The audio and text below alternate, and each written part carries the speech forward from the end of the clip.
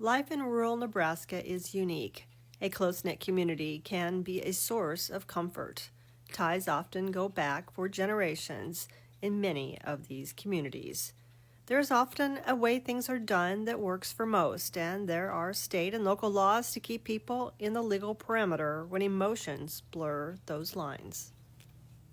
In the small town of Beaver City, Nebraska, located near the southern Nebraska border, the population is roughly 600 people.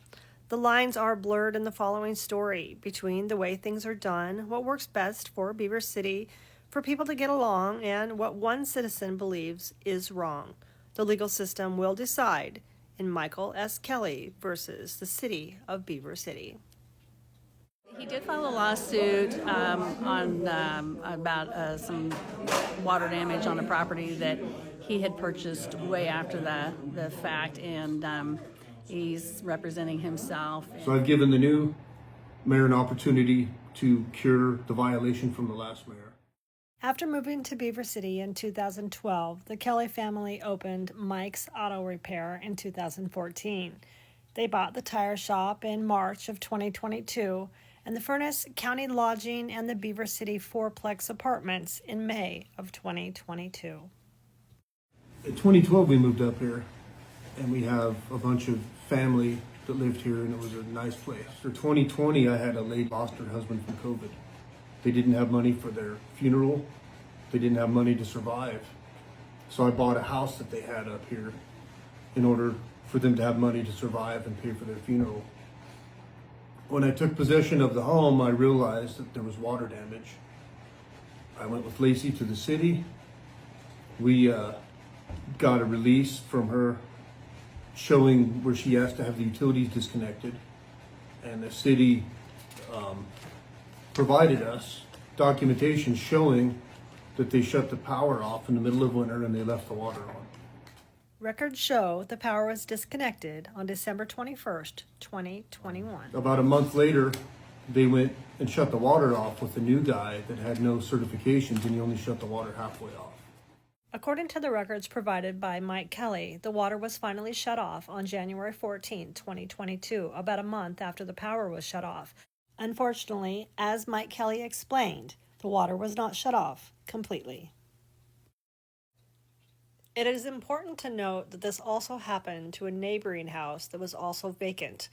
The power was shut off first, and a month later, the water was shut off, also resulting in extensive damage. The insurance claim for that home was paid. Mike Kelly understands that he did not own this property when this problem first started. However, an assignment of claim has been signed by both parties, giving him the interest in the entire legal title of said claim. I took all the documentation showing they disconnected the power source from the house that was a heat source in the middle of winter. They waited a month to shut the water halfway off. I brought it to the city council. They admitted that it was the city's fault. They went ahead and moved forward to put it in insurance, to Alarm Insurance, to pay for the damage. So the city council voted on it and approved it and printed it in the newspaper. And when I contacted Alarm Insurance, it was a representative named John Malarkey. He admitted that Leighton Schmidt had called them and voided the claim. So I got a hold of John Malarkey's boss, Fred Wiebelhaus. He also verified that Leighton called and canceled the claim. So at that point, I started to go to the city council meetings and ask what the status of my claim was. And for several meetings, Leighton lied to me directly and said they're waiting on the adjusters to come out. So I documented him several meetings in a row, lying. And they got to the point where they wouldn't let me get on the agenda and speak. So I would follow up with emails asking why they took away my ability to be on the agenda with no notice. If it wasn't clear that I wanted to be on the agenda, I think part of it, the way I'm taking it, I think we just never had anything to report to you about the. so I was taken off of it. I don't know if it was ever on there just because we didn't have any information to give to you. You know? Right. I mean, At the end of why waste your time and ours if there's nothing to tell you? Because our whole deal is we're waiting for our insurance company to see what, what's going on. And that, I can't think of his name, but the adjuster, John Malarkey. Malarkey, there you go. He said he's still waiting for his, we'll say, His counsel to get a hold of him and find out what they're ready to do. Yeah, so it just, it's like anything, insurance, municipality, any of that, it just seems like it takes a long time to get sorted out. And I don't know why it does. I mean, Right. None of that has anything to do with me. If I request to be on the agenda to have my right taken away to speak. no, we always want it available, but I mean, if there's nothing for us to tell you, I mean, it would seem silly for us to put you on there. And I think that's how that evolved. So I was taken off. No, you were never put on. Never on. I was never on. No. Okay. And I was able to get back on the agenda and asked him what the status of the claim was. He lied again, said they're waiting on the inspectors. And at that point, after he elaborated in another lie, I gave them the letters from the insurance company stating that Layton had called and voided the claim. So at that point, we had recently bought the motel and apartment in town. Layton called the state inspector, the electrical inspector, Gary Lofton, in an attempt to get my motel and apartment condemned. It was a regional electrician named Nathan Christensen. And I made it a point to Grant that if there was any concerns of any electrical issues, to make me aware of it first. And I gave the regional electrician, Nathan Christensen, permission to fix anything it needed. So that was on a Friday. Saturday, Sunday, we had Monday meeting that I exposed Layton as a liar. Tuesday morning at 8 o'clock, Layton and Grant got together and called this Gary Lofton, the state electrical inspector, with an attempt to condemn my buildings. So they called the regional electrician, which was Nathan Christensen, to come and inspect the buildings, and Nathan made Gary Lofton, the state electrical inspector, aware that they had tried to set me up. At the next city council meeting, I brought that up. I said, okay, here's another cover up, here's another retaliation. And they turned around and stonewalled me, just like in this meeting. Brought the lawyer in, wouldn't let me talk, denied everything. And then, according to Mike Kelly, for no apparent reason, the water was turned back on at 920 3rd Street. And there is no work order to explain why. So I went up and I opened the door, I saw water blowing everywhere. So I went over to my chip on my trail camera and I brought it back and I looked at what was up there and I emailed the city. And I said, what was the city doing at or near their water utility? And they said there was no record for anybody to send them up there to work on the water utility. So I emailed back and said I felt like they're tampering with evidence and I wanted to know why they were up there. So they referred me to the lawyer, and the lawyer responded to me and said that they were up there trying to locate the water curb stop. So I asked for a copy of the work order and who ordered Grant Jorgensen to go up there and turn the water back on, and they couldn't provide one. So the city admitted in email that they were up there working on the water.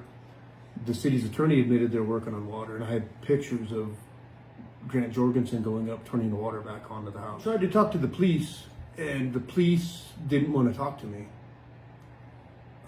because they were called into every meeting. They said they didn't want nothing to do with this. I was left with no choice but to sue the city. And initially, there was only about $10,000 in water damage. After they went back up the second time and turned the water on, I didn't catch it for about 3 days. So everything was already wet and saturated.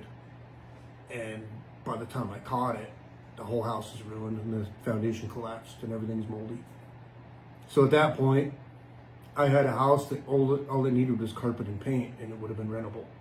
All the people did is relocate, and this was their second house. So now it's destroyed because of the city, not once. The first time was negligence. The second time was intentional. It's very sad. It's very frustrating. Kind of betrayed, because we thought we knew the people here a lot more than that. We thought we'd be more invited, you know?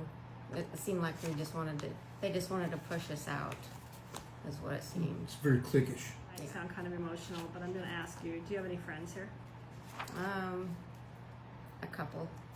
Do you have people you can count on in this community? Yeah, I do. Okay, and that helps kind of make it better. Yes.